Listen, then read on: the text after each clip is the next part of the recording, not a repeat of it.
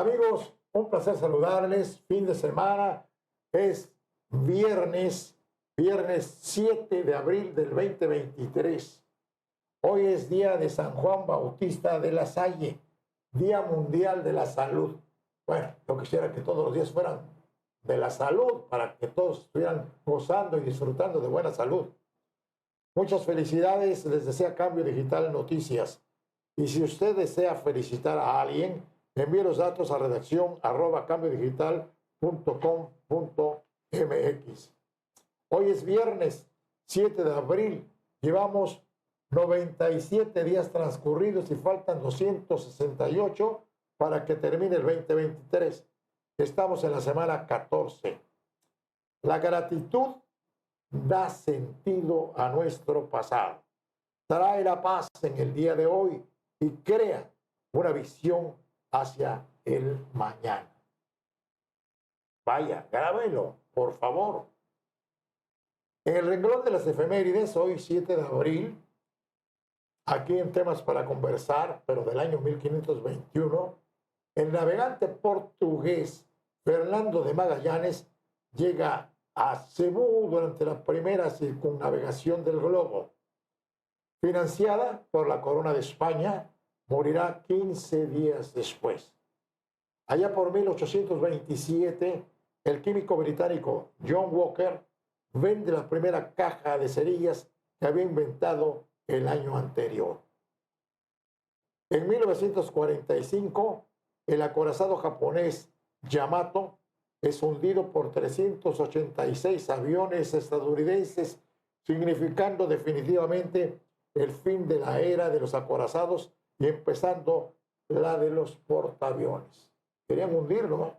Según este dato, 386 aviones estadounidenses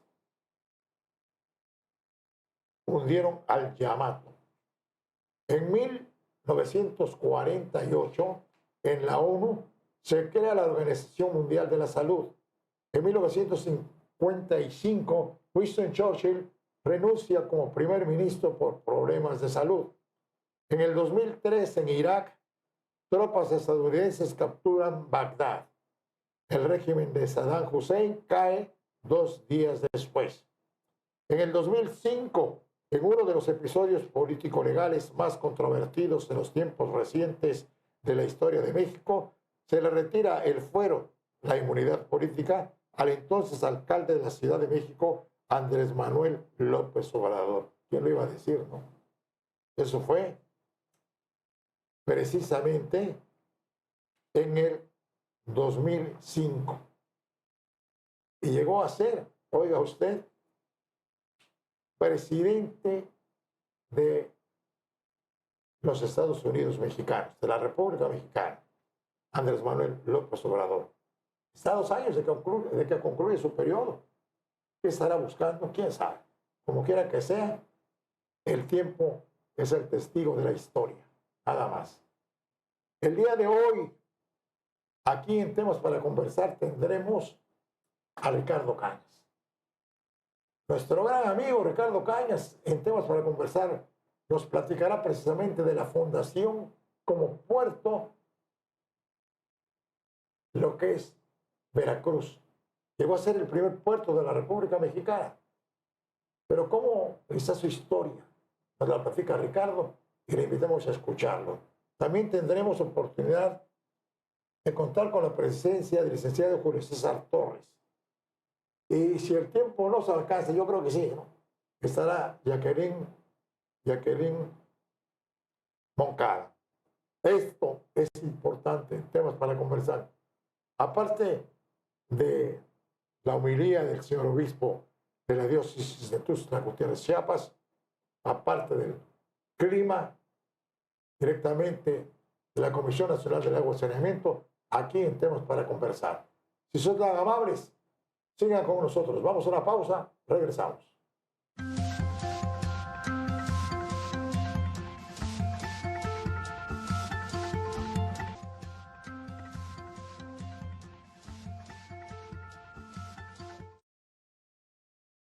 Gracias, muchas gracias. Y hacemos un enlace especial en fin de semana Ricardo Cañas está en la línea para platicarnos. Yo quisiera que primero me hablara de ese museo que está en la avenida Zaragoza, esquina con Esteban Morales. ¿Qué programa de actividades tiene para este día, vamos a llamarle el día 10? Ricardo, te escucho con atención. ¿Qué tal, mi querido Sergio? Qué gusto escucharte. Muy buenas tardes. Pues bueno, en el interior del Museo de la Ciudad tenemos en la planta baja lo que es la museografía fija, en la cual vamos a encontrar desde la época prehispánica del Veracruz, es decir, cómo se dividía el estado de Veracruz y parte de Mesoamérica, qué culturas existían. Vamos a encontrar también la época de la fundación del Cabildo de la Villa Rica de la Veracruz, el proceso en el cual Veracruz se convierte en la famosa ciudad de Tablas, y posteriormente, después del ataque del pirata Lorencillo el 17 de mayo de 1683, Veracruz se va a transformar ahora en una ciudad de mampostería, principalmente hecha de coral, y se va a fortificar la ciudad. Vamos a encontrar aquí en Veracruz, en el Museo de la Ciudad, una reproducción, una copia de la primera fotografía que se tomó en México, que se tomó aquí en Veracruz. Asimismo vamos a encontrar un cañón filipino del siglo XVIII fundido a la mitad, el cual se fundó durante la Guerra de la Independencia aquí, para que no se contraatacara al último reducto español que se fue a esconder a San Juan de Ulúa. Vamos a encontrar muchos detalles, como también una reproducción, una copia de la primera acta de nacimiento de un mexicano que se hizo aquí en la ciudad de Veracruz. La invitación oficial también la tenemos aquí en reproducción para la inauguración del primer tramo de ferrocarril en México, que fue aquí en la ciudad de Veracruz, y fotografías antiguas como esa fotografía de la primera estación del ferrocarril en México, que se encontró también aquí en la ciudad de Veracruz. Vamos a encontrar algún mobiliario del antiguo Hospicio Zamora, principalmente lo que fue en su momento la infamosa imprenta del Hospicio, que se le llamaba de forma oficial como la Escuela Municipal de Artes Gráficas. Todo el mundo la conocía como la imprenta del Hospicio, y se hacían libros y otras cosas más precisamente en ella. Los niños del Hospicio los hacían. También encontraremos el desarrollo de Veracruz ya en el siglo XX, iniciando con la época del Porfiriato y la construcción del puerto de Veracruz, que, si me permites, mi querido Sergio, me gustaría platicar un poquito acerca de ello. Este 6 de marzo se van a cumplir un aniversario más, exactamente seguimos cumpliendo 111 años de que fue inaugurado el puerto artificial de Veracruz. Hay que destacar lo siguiente: Veracruz, ¿por qué Veracruz está aquí, en este sitio, donde había en aquellos tiempos un espantoso arenal, donde no había agua, estaba totalmente desprovisto de agua y de vegetación este sitio? ¿Pero por qué? ¿Por qué va a fundar en este lugar Hernán Cortés la Villa Rica de la Veracruz? ¿Por qué? Porque en este sitio donde hoy se encuentra la ciudad de Veracruz, existe todavía enfrente, aunque ya no es una isla, ya está pegado a tierra firme como una península, existe un puerto, un lugar en el cual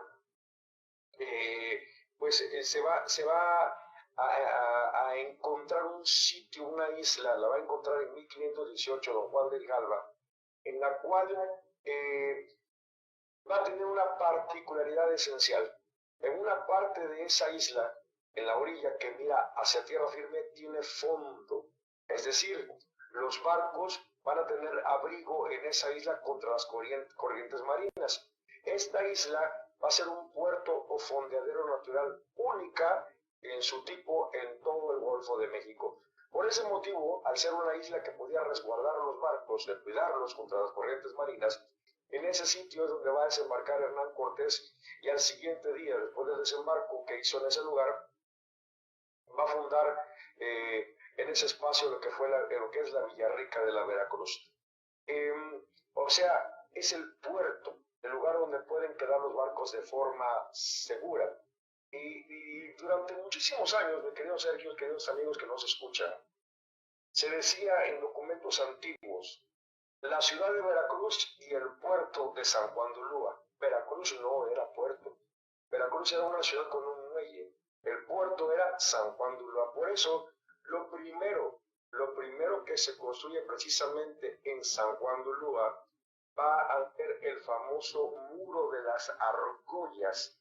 Es la parte más antigua de San Juan de Ulúa, el Muro de las Argollas, el lugar donde podían amarrarse los barcos para quedar seguros fondeando en ese sitio. Y así pasarían muchos años.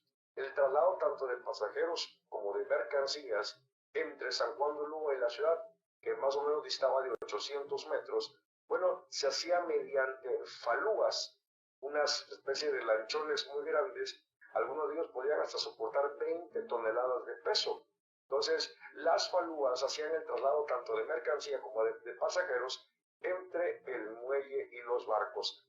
Lamentablemente, cuando hacía el norte, pues el trabajo se tenía que detener, pues no había forma de hacerlo. La mercancía caía al agua y se perdía, por lo tanto, pues no era óptimo. Y así prácticamente estuvo desde que llegó Juan de Grijalva en 1518, que lo descubren 24 de junio, día de San Juan el Bautista, de allí que en un primer momento le pusieron el nombre de San Juan, y que finalmente fue hasta el intento que hizo don Domingo Buró un 10 de agosto de 1882, donde se hizo un gran evento, una gran ceremonia para la colocación de la primera piedra para la construcción del puerto artificial de Veracruz, que lamentablemente en esa época no se pudo concluir. Mi querido Sergio, fíjate que 3 empresas, como lo de los señores Itz, quebraron en su intento de construir el puerto artificial o la bahía artificial de Veracruz. 3 empresas no pudieron. Asimismo, al señor Cerdán, un empresario de Jalapa, en el siglo XIX, se le dio también la concesión de construir el puerto de Veracruz y no pudo. Tenía que llegar la gran maquinaria de Porfirio Díaz, y fue precisamente hasta 1895 cuando Porfirio Díaz le encarga a la empresa de Whitman Dickinson Pearson un proyecto para la construcción del puerto artificial de Veracruz. Pearson, en aquel tiempo, era considerado uno de los mejores, es considerado, perdón, hasta el día de hoy, pues el gran contratista de Porfirio Díaz en aquella época. Te comento lo siguiente: para 1895, Pearson estaba terminando el gran desagüe de la Ciudad de México, que lo construyen en solamente 2 años y a muy buen precio. Entonces, bueno, ya había, como lo dije hace un momento, acontecido 3 intentos de construir el puerto de Veracruz y habían fallado.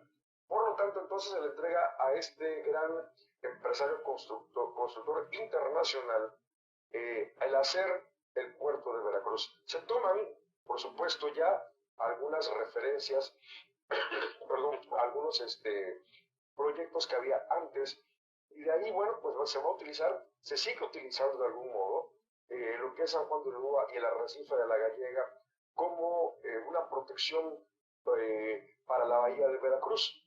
Entonces se van a construir precisamente 2 grandes rompeolas, el rompeolas del sureste y el rompeolas del noreste.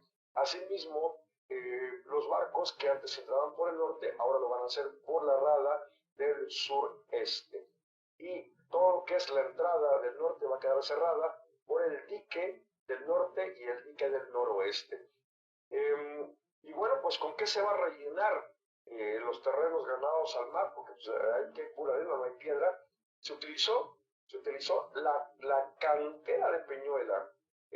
La cantera de Peñuela se dinamitó y se trajeron 5 millones de toneladas métricas cúbicas de este sitio. Esta piedra que se trajo se revolvió con cemento Portland y se hicieron una especie de blocks gigantes, los cuales fueron colocados uno por uno con grúas especializadas y personal especializado.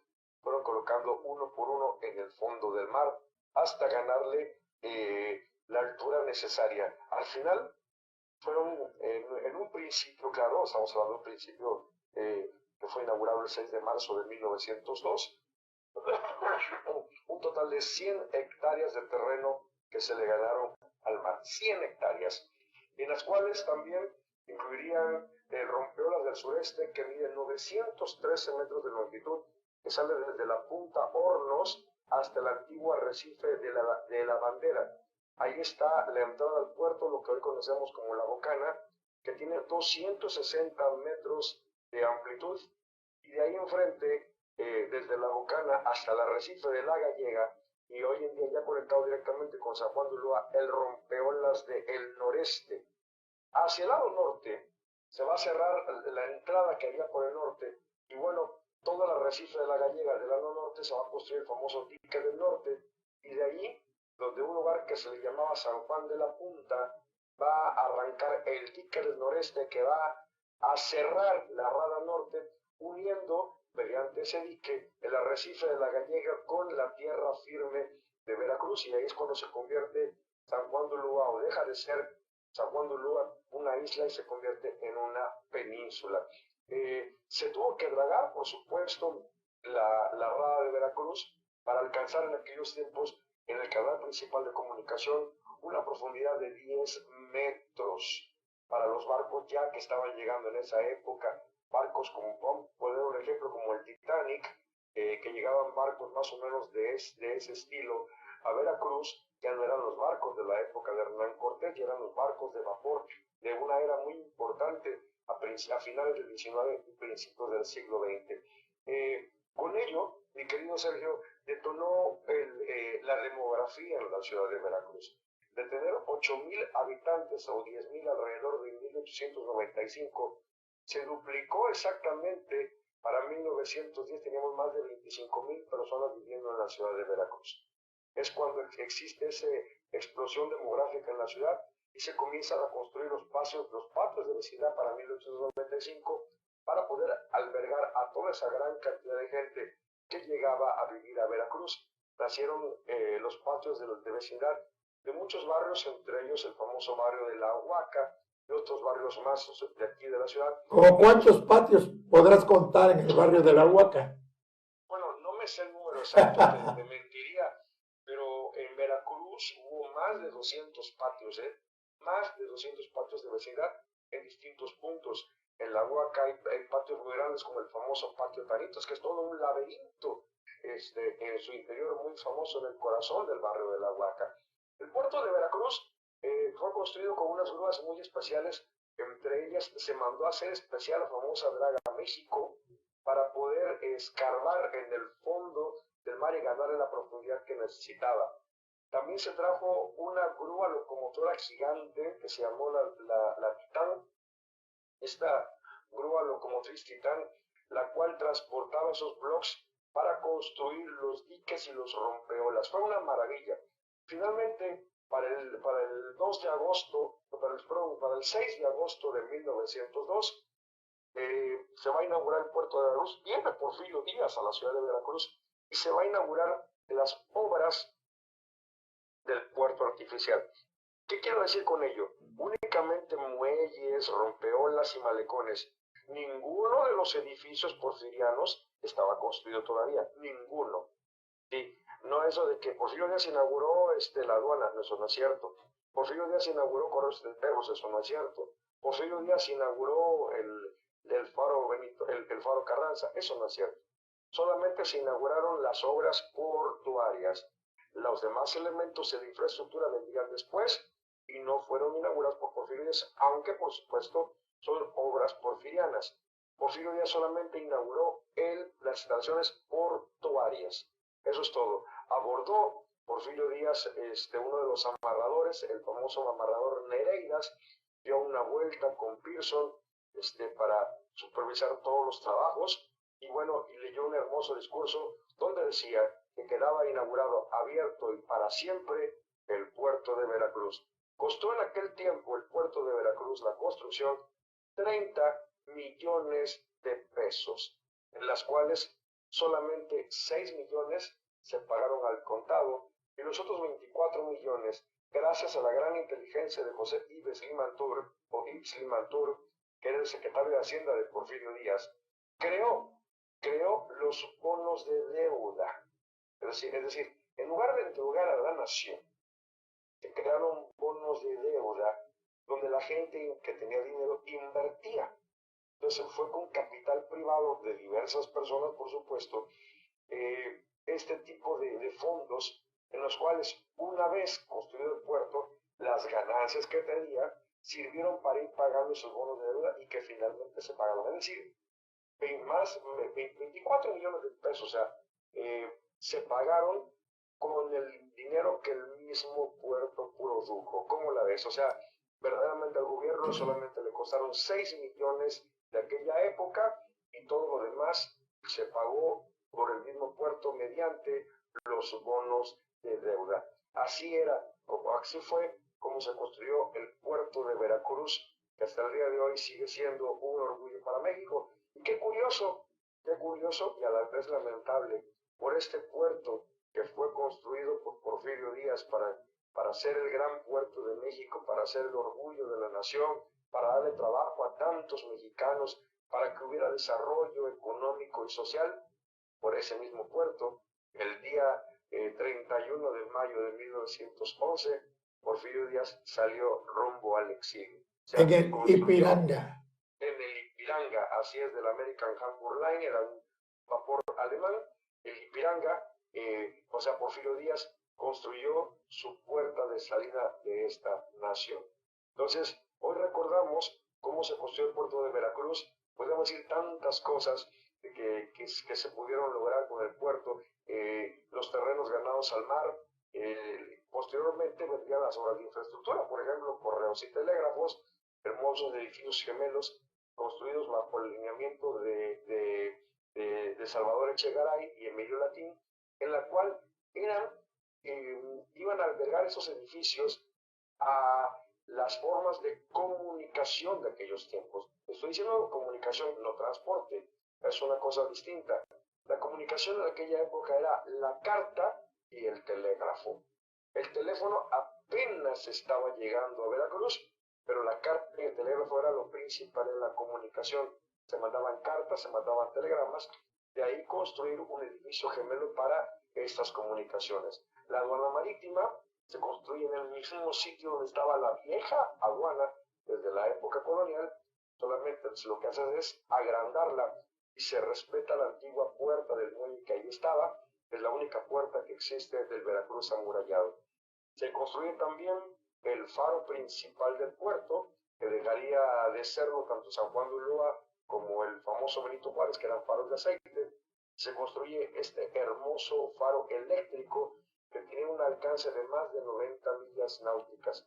Un faro súper potente que inclusive su haz de luz se alcanzaba a distinguir hasta las vigas, ahí un ladito de Jalapa, hasta allá se alcanzaba a ver en Teocelo.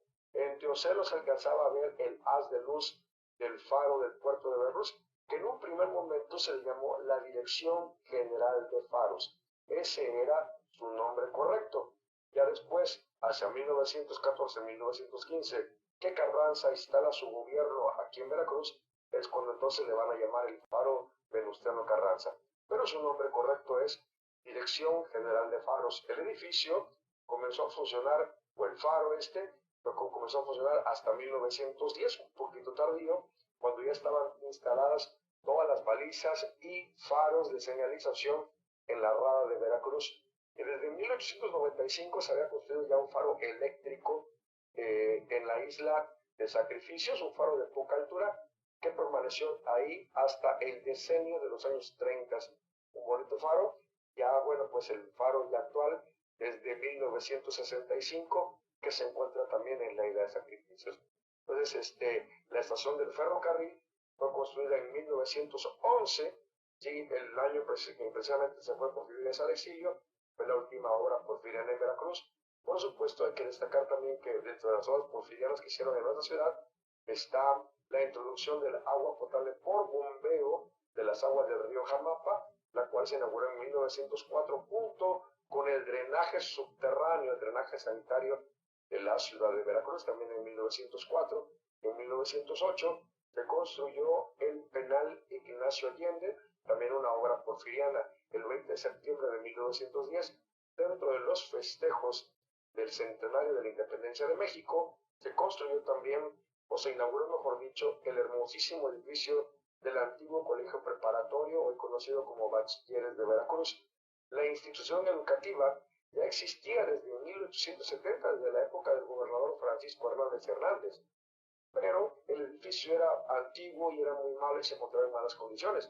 Y fue Porfirio Díaz mediante el gobernador de Veracruz, don Teodoro A. Dehesa, que reconstruyó ya el actual edificio de bachilleres, pero por lo menos la primera parte, es decir, en la parte que da hacia Esteban Morales. La parte que da hacia Canal fue construida en el decenio de los años 40 durante la presidencia del general Manuel Ávila Camacho, y también inaugurado en 1902, una gran obra porfiriana, el antiguo Teatro Dehesa, que luego se le llamó Teatro Felipe Carrillo Puerto, y que actualmente recibe el nombre de ese gran sacerdote jesuita nacido en Veracruz, Francisco Javier Clavijero. Un teatro porfiriano hermosísimo, muy hermoso, que es una verdadera joya que tenemos aquí en la ciudad de Veracruz. Y claro, destacar que precisamente fue en la época porfiriana cuando se introdujeron también los tranvías eléctricos a la ciudad de Veracruz a partir de 1908, y donde ya se integra también otro tipo de energía eléctrica a la ciudad, porque desde 1893 Veracruz tiene energía eléctrica. Estaba concesionada a particulares, pero era muy mala la energía eléctrica, y finalmente se construye una planta termoeléctrica que, por cierto, estaba considerada por algunas personas como la planta termoeléctrica más grande del mundo aquí en Veracruz, la cual tenía 3 motores suizos y 3 motores alemanes que funcionaban, por supuesto, con calderas a base de combustóleo. Es la que lamentablemente se encuentra ya cayéndose a pedazos en ruinas del lado norte del Puente Morelos. Ahí está esa obra también porfiriana. Hasta el día de hoy, casi todas las obras que hizo Porfirio Díaz siguen funcionando a más de 100 años de distancia de que fueron inauguradas. El puerto de Veracruz está perfectamente bien. Lo único es de que los barcos de la última generación ya son barcos más grandes, de mayor calado, por lo tanto ya no pueden entrar en el viejo puerto de Veracruz. Pero sin embargo a este puerto todavía le quedan más de 30 años de vida. Con los barcos actuales todavía seguirán llegando y ese puerto va a seguir usando. Para muchos es un deleite porque, mi querido Sergio, el puerto de Veracruz es el único puerto en México donde se puede ver desde la parte de la ciudad, admirarse prácticamente todo el trabajo portuario. Para muchas personas es un deleite ver, inclusive porque la gente puede caminar en el rompeolas del sureste, donde estaba lo que llamamos el acuario viejo, conocemos como acuario viejo. Pueden caminar precisamente hasta la Bocana y desde ahí ver de cerquita, casi tocarlo con sus manos, la entrada o la salida de cualquier buque carguero que llegue a Veracruz. Y bueno, ya entrando al puerto, ver a los famosos remolcadores, cómo es que hacen girar a los barcos o los acomodan en los muelles para llevar a cabo el trabajo de carga y descarga. Más de 24,000 millones de toneladas de carga anuales tiene el puerto de Veracruz. No es el primer puerto de México en las cuestiones del trabajo. Nos gana apenas, y nos gana tantito el puerto de Lázaro Cárdenas en Michoacán, pero en Lázaro Cárdenas, Michoacán, tiene una situación. Aquí en Veracruz no se contabiliza en esa carga los automóviles. Si se contabilizara en la carga los automóviles también en Veracruz, entonces sí nos llevaríamos de calle a ese puerto de Michoacán que acabo de mencionar, Lázaro Cárdenas, y Veracruz recuperaría, pues bueno, ese título de primer puerto de México. En definitiva, el puerto de Veracruz muy lleno de vida. Tú sabes muy bien, mi querido Sergio, que de los sindicatos que llegaron a formar parte de los trabajadores de lo que eran las instalaciones portuarias, estibadores, maniobristas, cargadores, checadores, etcétera, etcétera. Carretilleros del fiscal y carretilleros del criminal. Exactamente, de ahí salieron algunos presidentes municipales como el Rafael García Ulí, el negro García Ulí, reyes del carnaval de Veracruz, muchos de ellos hombres que sabían inclusive bailar, pero que eran verdaderamente personajes muy conocidos de Veracruz. Entonces, el puerto de Veracruz, la cuestión del puerto de Veracruz, no solamente le dio ese auge económico a México, sino también le dio alegría y vista a este gran puerto, y también a México. En pocas palabras, has recorrido mi lindo y bello Veracruz. Sinceramente, mi gratitud abierta para Ricardo Cañas, que nos hace pasar estos instantes maravillosos en temas para conversar. Hay un detalle también que me han estado preguntando, ¿por qué se demolió la muralla y por qué desaparecieron los baluartes? Muy bien. Fíjate que eso fue un poquito antes de la construcción del puerto de Veracruz.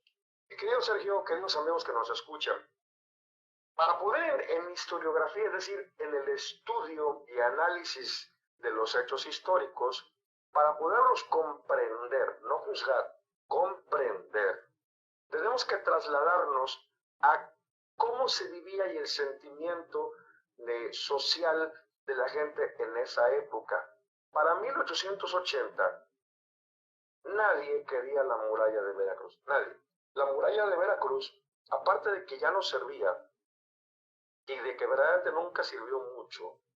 La muralla estaba hecha de coral y si le pegabas un cañonazo, el coral es poroso, y si le pegabas un cañonazo le abrías un boquete. Por lo tanto, pues no servía mucho. Aparte, no era muy alta, apenas medía poco más de 3 metros de alto, y con el paso de los nortes y la arena la enterraba. Entonces, no era verdaderamente una gran muralla defensiva. Entonces, la muralla ahorcaba la ciudad de Veracruz, limitando prácticamente los servicios al interior.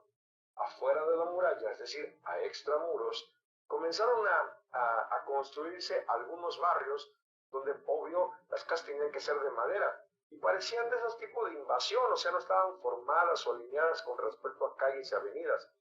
Por lo tanto, llegó el alcalde Domingo Buró, un gran hombre con una gran visión excelente, y vio que a toda esta gente de los barrios extramuros, que ya eran muchos, como por ejemplo el barrio del Mondonguero, el barrio del Panamericano, el barrio del Nuevo Mundo, el barrio de las Californias, la Huaca misma que estaba en proceso apenas de formación, pues vio que no tenían servicios y que debían de ser alineadas estas calles.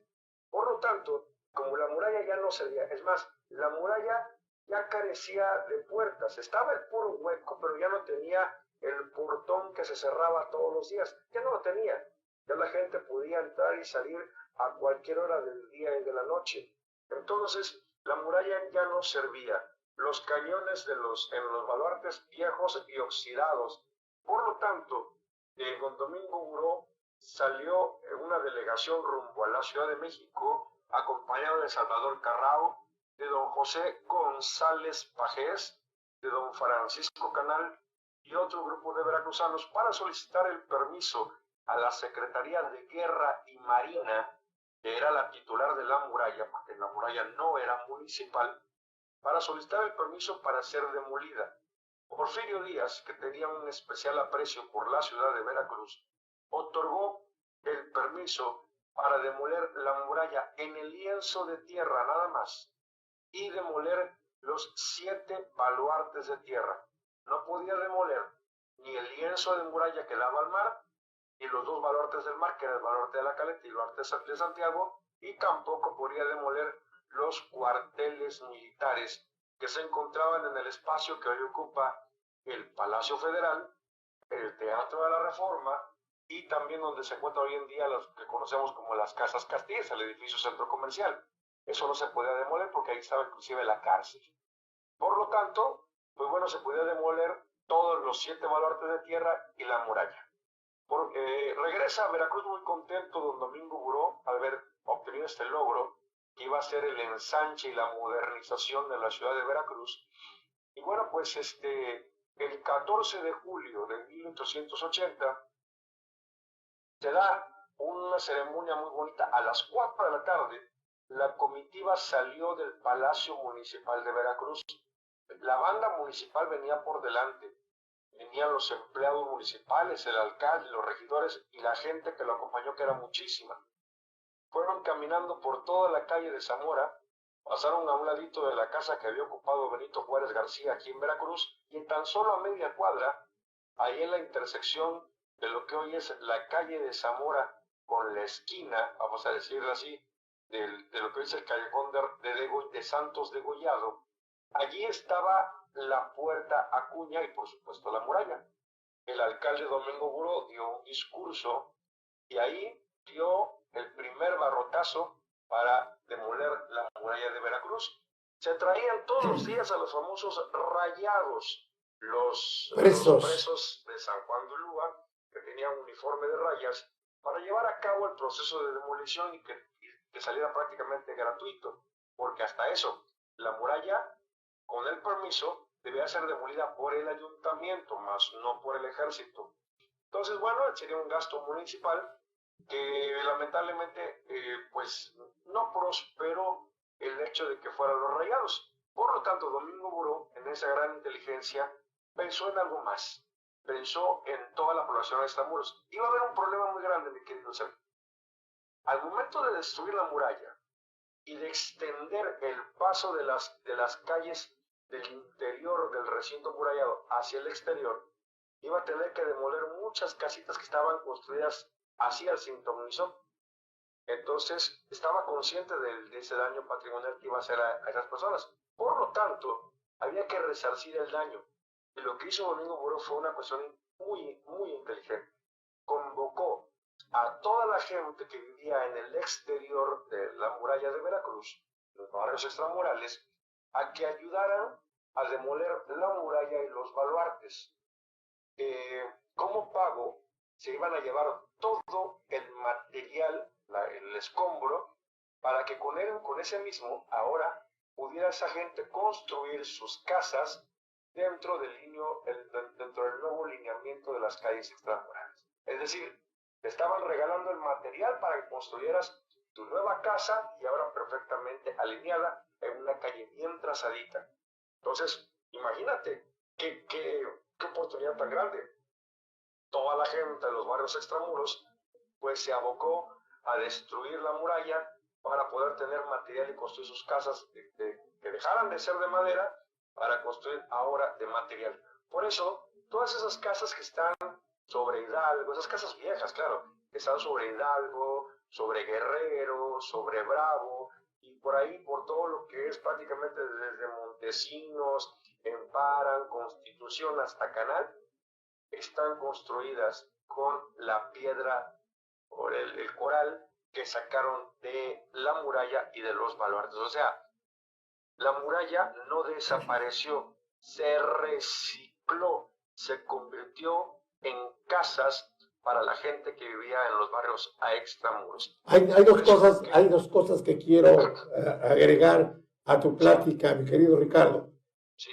Ese edificio donde albergó por muchos años la fábrica de puros La Prueba, está hecho no de tabique, no de ladrillo, está hecho a base de piedra y está la huella ahí mismo en la calle de Zamora, en contraesquina de donde está la puerta que le llamaban, ¿cómo decías?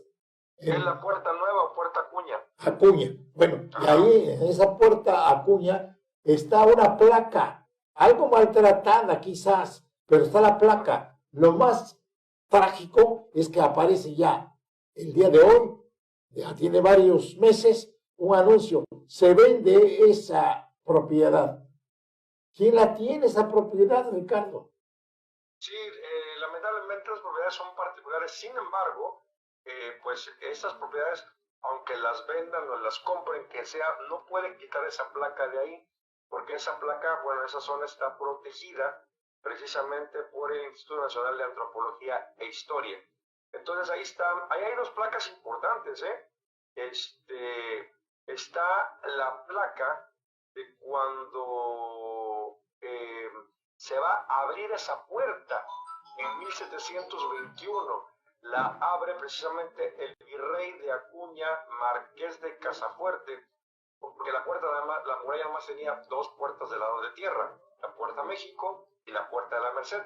Y va a abrir una tercera puerta precisamente en 1721 que va a ser ocupada únicamente por la gente que trabajaba en el virreinato. Es decir, solamente lo usaban los virreyes, los oidores, los veedores y la gente que trabajaba para el gobierno del virreinato, no lo usaba cualquier persona. Eso ya después de la guerra de la independencia ya la podían usar los civiles, pero no la podía utilizar cualquier persona. Entonces, ahí se encuentra la placa original, está hecha en castellano antiguo, Sí. cuando se abre está hecha en latín. En latín está escrita esta placa, y abajo de ella está una placa un poco más chica, ambas son de mármol, en la cual don Domingo Buró la coloca para recordar el inicio del derribe de la muralla que rodeaba la ciudad de Veracruz. Y déjame comentarte, Domingo Buró, el apellido se escribe Bureau, que en francés se pronuncia Bureau. Él era de ascendencia francesa, era nieto de franceses, y curiosamente, el día que decide demoler la muralla, o iniciar, mejor dicho, la demolición de la muralla, es el 14 de julio. Ese día, 14 de julio, es el famoso día en el cual fue tomada la Bastilla del inicio de la Revolución Francesa. Ay. Fíjate, entonces ahí hubo un hermanamiento entre la historia de Francia y la de Veracruz en ese 14 de julio, al ser él descendiente de franceses. Hecho, Ricardo, pues has hablado maravillosamente. Yo creo que nos quedamos embelesados con tu plática, y para temas para conversar en Cambio Digital TV, un orgullo tenerte con nosotros. En verdad, que el apoyo que no se te niegue, vales muchísimo. Gente como tú, muy poca, y la verdad, ¿cuántos estudiantes necesitarían tener una mente abierta, despierta, con avidez de conocer la tierra donde naces? Veracruz, maravilloso, un puerto magnífico.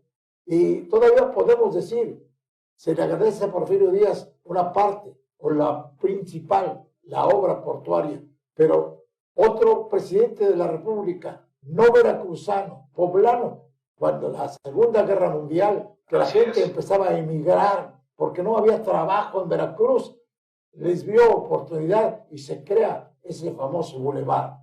Así es, efectivamente. En la época de ese gran presidente poblano, que es el general Manuel Ávila Camacho, hizo el famoso programa de rescate económico del puerto de Veracruz, y con ello la gente de Veracruz pudo, durante la época difícil de la guerra, pues tener trabajo y un sueldo seguro cada semana aquí en nuestra ciudad. Te espero la próxima semana, mi querido Ricardo. Te deseo pues mucha salud para que puedas seguir atendiendo. No necesidades, sino oportunidades, la causalidad de que estés frente a ese museo y puedas orientarnos. Te lo agradezco infinito. Temas para conversar. Un abrazo. Hasta luego. Ricardo Cañas, con nosotros aquí en Temas para Conversar. Vamos a hacer una pausa, un mensaje de interés.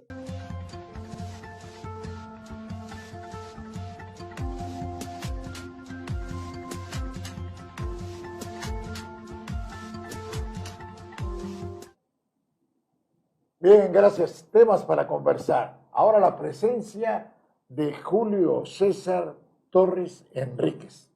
Buenas tardes, ¿qué tal? No lo dije mal. Julio César Torres Enríquez, perfecto. Licenciado además en Derecho. Licenciado en Derecho, a sus órdenes. Nos trajo la vez anterior, abogado. Sí, abogado. Así es. Así es.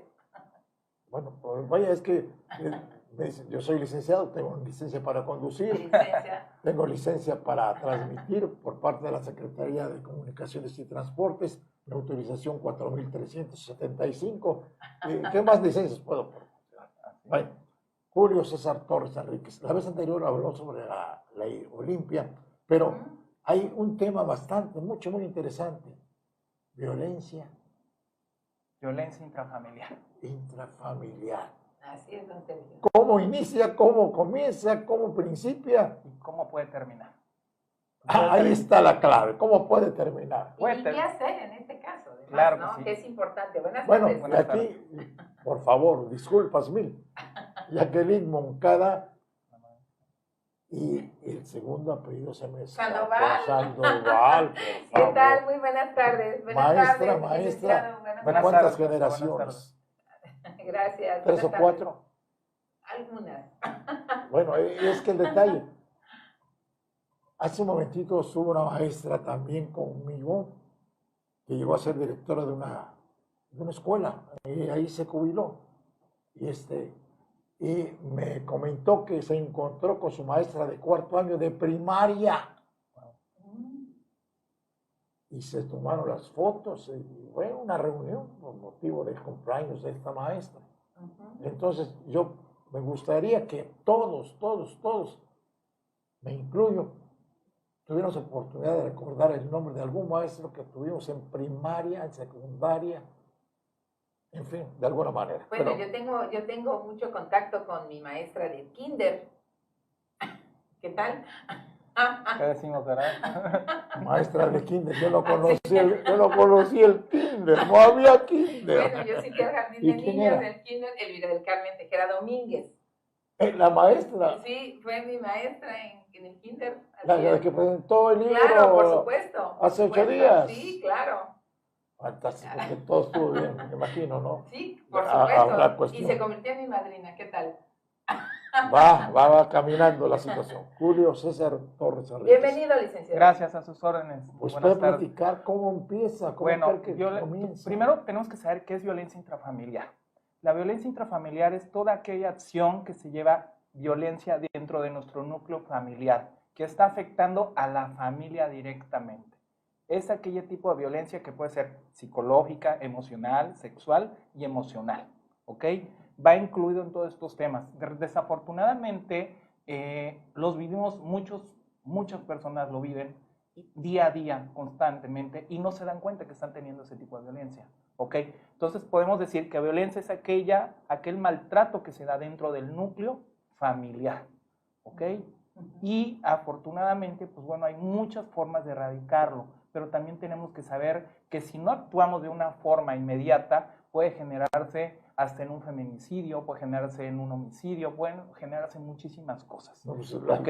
los datos que nos Entonces, llegan son 250 homicidios diariamente en este país. Claro. desafortunadamente. Pero aquí, ¿cómo la identificamos, Bueno, licenciado? ¿cómo lo vamos a identificamos identificar? la Cuando ya violencia? se está generando algún maltrato físico, existe violencia de pareja, cuando las personas que decidieron formar una familia, ahora se está agrediendo emocionalmente, económicamente, pero también físicamente y psicológicamente. Desafortunadamente, la violencia intrafamiliar es más radicada a las mujeres, ¿ok?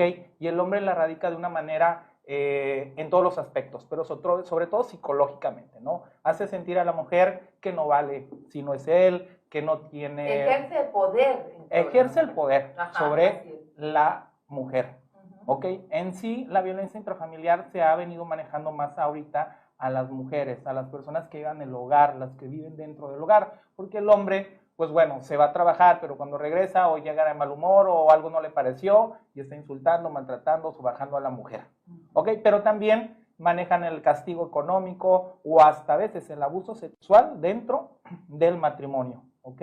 Entonces hay que prevenir todo ese tipo de acciones. Incluso violencia también es cuando no se habla. Así es, El no claro. hablarle a una persona, eso también es una violencia. Sí, El efectivamente. no hablarse. El no hablarse es violencia, por supuesto. Sí, dice uno, es que te estoy ignorando, violencia pero no psicológica. es que te esté ignorando, Claro. simplemente estás ejerciendo a la persona, pues no me interesa contigo tener ningún contacto, no me interesa hablar con esa persona. Entonces, Se minimiza. así es. Entonces, Entonces, hablar de violencia intrafamiliar es hablar, híjole, lo que decíamos al inicio de la plática, desde el hogar, desde la educación, desde ahí inicia, ¿ok? Porque mandamos a los hijos a que se educan en la escuela, los hijos no se pueden educar en la escuela, se educan en casa también. Ahí es donde que los comienza. valores son en casa. En casa. Entonces, si el niño ve que el papá es maltratador, no quiere decir que vaya a repetir ese patrón, pero está aprendiendo a Pero que con muchas el... veces lo hace. Así es. Porque que es con- lo que conocen. Así es, dice, mi papá le pega a las mujeres, pues yo hoy Y le eso pego a la lo ve como compañerita. normal. Así es, Así efectivamente. Entonces, Veracruz se enfrenta a uno de los principales puntos más importantes de violencia, tanto Digo, que me tenemos voy, una me voy fiscalía. voy a interrumpirlo. El tema es muy interesante. Violencia intrafamiliar. Pero ¿cómo le haremos comprender, con todo el respeto, porque yo con lo que admiro de la creación de Dios es a la mujer, cómo le haremos comprender a la mujer cuál es el papel que debe de tomar? Porque yo en varias ocasiones he visto que están golpeando a una mujer, me he detenido y toco el cacho y déjenla de pegar. y voltea a la dama y dice, usted no se meta porque es mi marido y me puede hacer lo que él quiera. Ay, Dios mío. Pero ahí pensamos, a ver, ¿qué tanto autoestima, cómo está la autoestima de esa mujer? Si permite que le griten, que la golpeen, que no le hablen, que no le den dinero, digo, cuando hay una en familia, pues entonces está permitiendo el maltrato, y el maltrato Yo quisiera inicia evitarlo. desde el momento de la autoestima de esa mujer. Tenemos que tener algo muy, muy importante. Desde el momento en que nosotros estamos viendo que alguien está agrediendo a otra persona, y así sea su marido o no sea su marido, nosotros tenemos moralmente, pero también judicialmente, tenemos la obligación de apoyar a esa persona. A veces no lo hacemos porque no sabemos si el otro trae un arma, trae un machete, lo que traiga que nos pueda agredir, ¿sí? Pero también nosotros, si lo vemos y no actuamos de cierta manera, podemos caer en una complicidad, de cierta manera, si estamos viendo ese tipo de delitos. Lo que pasa es que, pues bueno, no te metas porque, pues, pégame, golpéame, pero no me dejes. Están acostumbradas muchas personas así. Sí, no puede ser así, triste. Me pegas y de ahí comemos, o comemos y de ahí me pegas. Así por es. favor.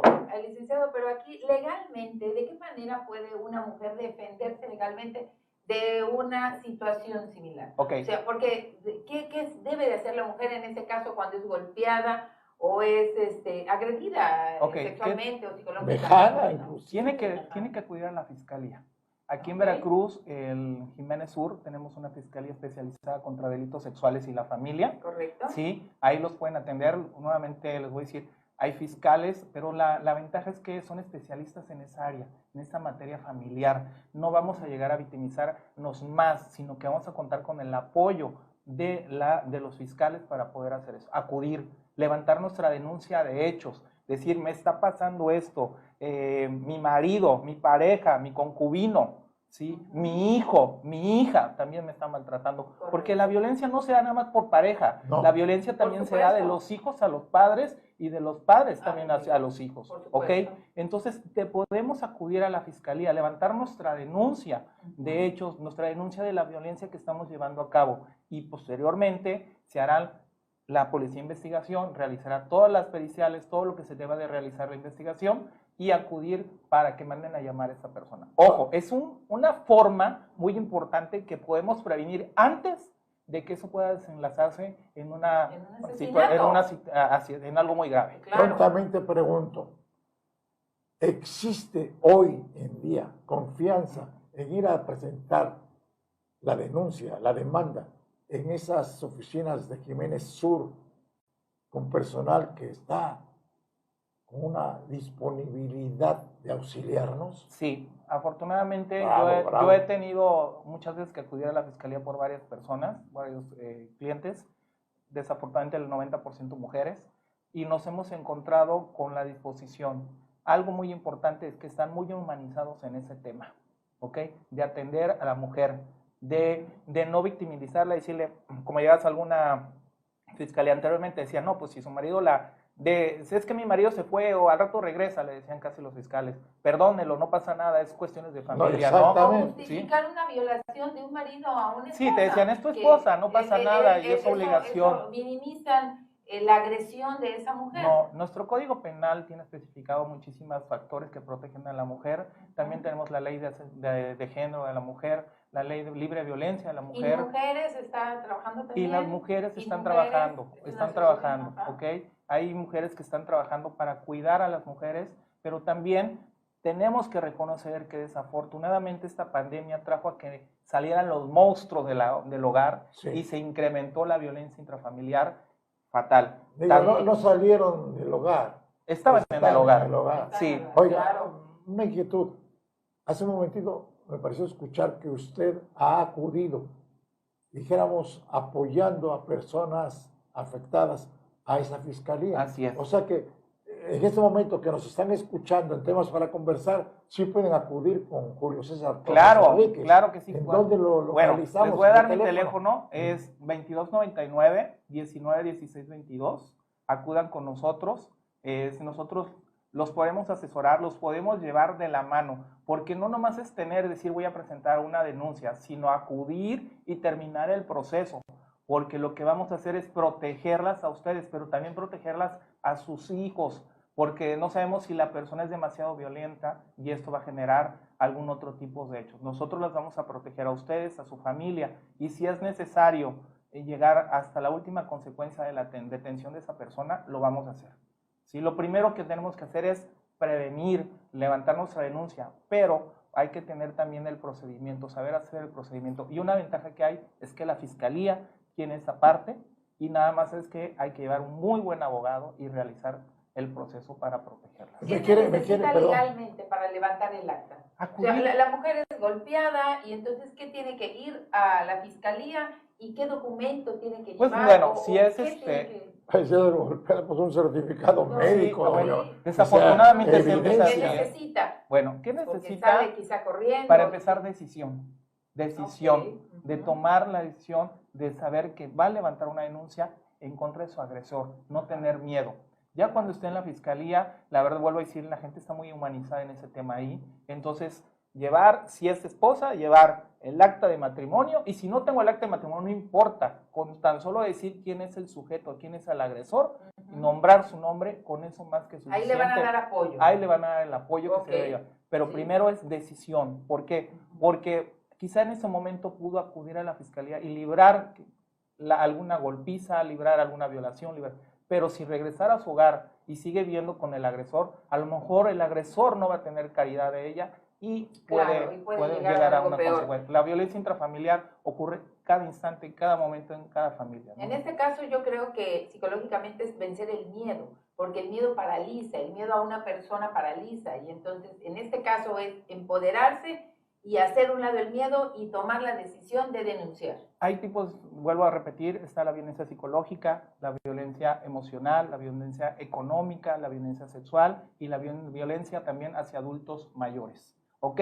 Lo vemos de vez en cuando, que la hija trata mal al señor, que no va a estar pendiente de que cobre la mensualidad y ahí sí lo lleva a la sillita, claro. Pero también hay violencia contra nuestros adultos. ¿Okay? Que sí las hay. Sí. Vaya, no les dan ni un vaso de agua, por favor. Entonces los tienen sin comer, los tienen. Sí, esto se vuelve o les ponen la comida. Oye, es que no ha comido, es que no quiere comer. Yo le puse la comida. Y no se preocupa por darle, que ya no tiene ni ánimo. Esto se vuelve un secreto de familia interno, pero ya no debe ser un secreto. La violencia intrafamiliar tiene que salir de nuestro hogar, educar, saber que contamos con las instituciones, con las fiscalías especializadas, que la ley está protegiendo a la mujer. También los hombres tienen violencia intrafamiliar, ¿eh? Aunque no nos sorprenda, los hombres también tienen violencia psicológica, emocional. También llegan a ejercer las mujeres violencia contra ellos. Dice uno, es que yo no voy a la fiscalía porque si levanto una denuncia en contra de mi esposa van a decir, ay, oiga, ¿qué pasó? ¿Cómo? No, es que desde que tenemos una ley de igualdad de género, ambos tenemos todos los derechos y participación. Una pregunta aquí, por ejemplo, en un momento dado que estaba yo estudiando solamente en el mundo había, en España, en el único lugar del mundo donde había partes donde podían recibir a los hombres que eran violentados por la mujer. Aquí en México, ¿hay licenciado? Sí, claro. Igual, el mismo derecho se ejerce tanto para la mujer como para el hombre. Correcto. Y por eso mismo está la Fiscalía especializada contra delitos sexuales en la familia. No quiere decir que si llega un hombre, que llega un hombre violentado, por eso va a decir, oye, pues no te puedo atender, porque antes era mal visto que un hombre levantara una denuncia en contra de su esposa por violencia, decían, oye, o sea, ¿cómo? Entonces, ahora el hombre tiene, muchos padres se dedican a tomar el papel de madre y padre, entonces ellos también tienen ese derecho a pelear, que se les respete ese género y que no tengan violencia en el hogar. No ubico la dirección de esa fiscalía. Es Jiménez Sur, es en la calle Jiménez Sur, número 420, y nomás que no tiene el número fuera, es sin número. Por donde están los juzgados de Jiménez Sur, a espaldas, ¿no? Claro. Atrás hay un parquecito, está el juzgado, lo que es la ciudad judicial, pasa lo que es las antenas de megacable, y donde están las bombas del agua. Atrás de Viveros. Atrás de Viveros. Atrás de Viveros. Ya me ubiqué porque estaba yo en una estación de radio, ¿cómo se llamaba? No me acuerdo. Fórmula, o antes de Fórmula. Bueno, era una estación de radio que había venido rodando como corcholata de cantina de lado a lado.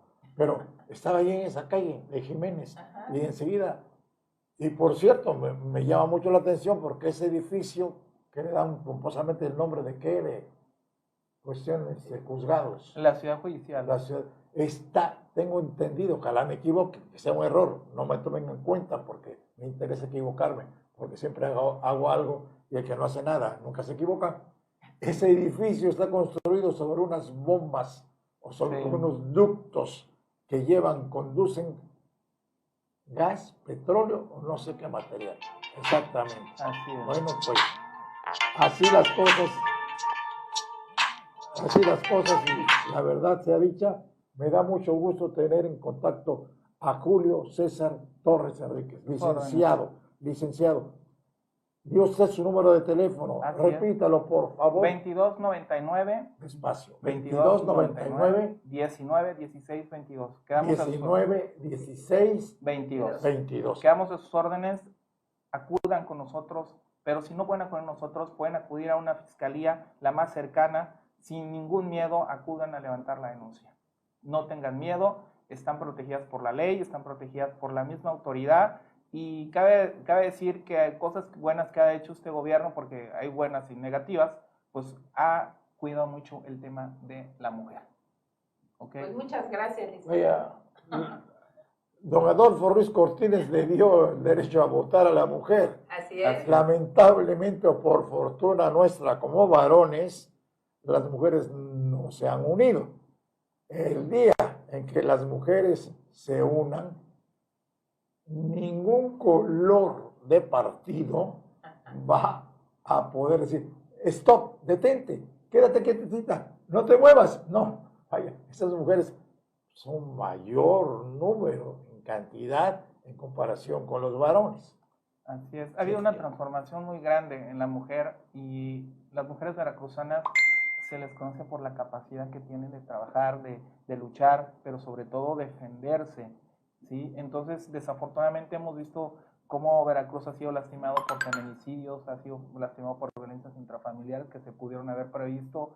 Es difícil llegar a una fiscalía y tener que levantar una denuncia porque el marido, híjole, hizo y deshizo a la mujer físicamente, ¿no?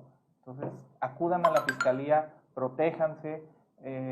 Desde el inicio que tenemos una prueba que nos está generando una autoestima, que nos está tratando mal, estamos permitiendo la violencia en nuestro hogar. Y nuestros hijos, nuestra familia los está viendo. Y algo muy importante, y van a hacer copia. tomar terapias psicológicas, que eso va a ayudar a empoderarlas y a estar mejor. A que ustedes pueden y ustedes van a salir adelante. Gracias, No se Jacqueline. Muy amable, Jacqueline Moncada. Muchas gracias. Gracias, licenciado Julio César Torres Enríquez. Bueno, esos temas son muy interesantes. Acabo de mencionar, Jacqueline, psiquiatría, psicología, psicopedagogía. Bueno, entonces, pues tenemos que tener también esas personas aquí en temas para conversar, para que nos digan cómo nos pueden ayudar, cómo nos pueden auxiliar, porque hay cada chantaje emocional en la familia y empiezan desde los niños. Está el bebito ahí, y para que no llore el bebito le damos este aparatito, llama ese celular, para que vea sus monitos, y cuando se acostumbran a tal grado y quiere uno quitárselo, haga de cuenta que le está uno asesinando. Son alaridos, llantos. O sea que ese es un primer error. Luego llegan todos, y a través de esto no hay comunicación en la familia, por piedad. Ayer leía yo una nota de intoxicados en el ilustre Instituto Veracruzano por unas pastillas.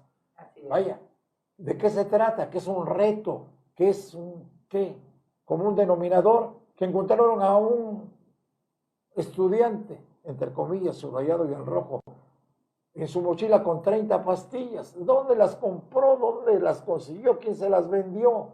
¿Para qué tanto? Vaya, que hagan un reto, que hagan una competencia de aritmética, de historia, que vaya, que me digan por qué es Veracruz 4 veces heroico. En fin, pequeños detallitos así, que me digan qué libro están leyendo, cuál fue su último libro que leyeron hace una semana. Y que nos escuche la Secretaría de Educación, para que regresen estos cursos, estos concursos de declamación, de oratoria, concursos deportivos para mantener a los muchachos entretenidos Y en en cosas movimiento. positivas, Así es. Licenciado, para que pues, no tengan tanto la tiempo. próxima ocasión, usted, el día que esta es su casa, temas para conversar, y usted dice que tema, todos son, vaya, gratos, amables, atentos, con dirección a la audiencia de temas para conversar. Y queremos que siga creciendo. Y vuelvo a lo mismo, una persona que nos diga algo de psicología, de psiquiatría, ¿vale? Porque pensamos que estamos trabajando bien, que estamos actuando bien, que estamos haciendo lo correcto. No, no, no. El tema es muy grande. La cuestión de violencia intrafamiliar trae todos esos temas, porque no nomás es la parte jurídica, trabajarla. La parte jurídica es muy tensa y muy fuerte y muy delicada, porque desde que una persona toma la decisión de levantar una denuncia y salirse de su agresor, no sabemos cómo va a actuar el agresor, pero también hay que sanar esa parte psicológica, ¿ok? Esa parte de que el daño que generó el agresor. Tanto hay que cuidarla emocionalmente, que hay que sanar, como la parte jurídica, porque ambas partes tienen que ir de la mano, porque si vas a resolver la parte jurídica para que tu cliente, la persona que estás representando, tenga una estabilidad para toda su vida, pero también la parte psicológica también tiene que trabajarse. Entonces las partes claro. tienen de ir de la mano, la fiscalía tiene esas partes ¿También muy tiene apoyo importantes. psicológico? Claro que licenciado? sí, Ok, tiene ok. apoyo Y psicológico.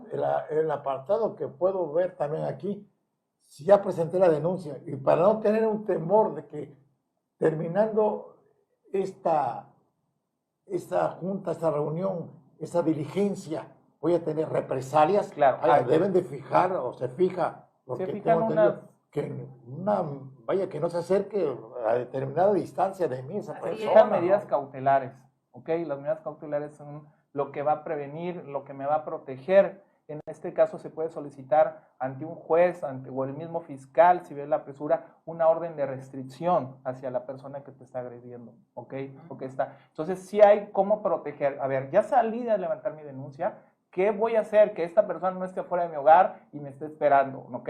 Aquí hay una orden de restricción, no te acercas a mí, ¿ok? Sí, para que la persona agredida se sienta más en confianza. Es que habemos Darle cada el apoyo. descarado, cada cínico, cada gandalla, cada sinvergüenza, que para qué les digo otros calificativos.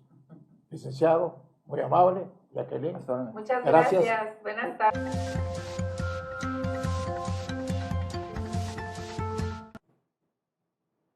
Amigos, ha sido un placer estar con todos ustedes en estos días de la Semana Santa. Semana Mayor. Todavía falta una semana más de vacaciones para los escolapios en todos los niveles. Por lo que considero que tendré bastante audiencia, amigos de Soledad de Doblado, de Jalapa, de Orizaba, de Córdoba, de Coatzacoalcos, de Tuxpan, en todo el estado de Veracruz. Amigos de la Ciudad de México, que siempre están pendientes de temas para conversar. En Campeche y en Tabasco, amigos de Campeche, la ciudad amurallada. En Tabasco estrenarán estadio de béisbol y esta campaña 2023 con los Olmecas de Tabasco. El Águila estará de regreso la próxima semana después de su gira y jugarán el 21 de este mes de abril contra los Toros de Tijuana. No se pierdan. Tendremos entrevistas próximamente aquí en Cambio Digital TV, temas para conversar. Les saluda un servidor, Sergio Morales Ortiz. Por favor, traten de ser felices.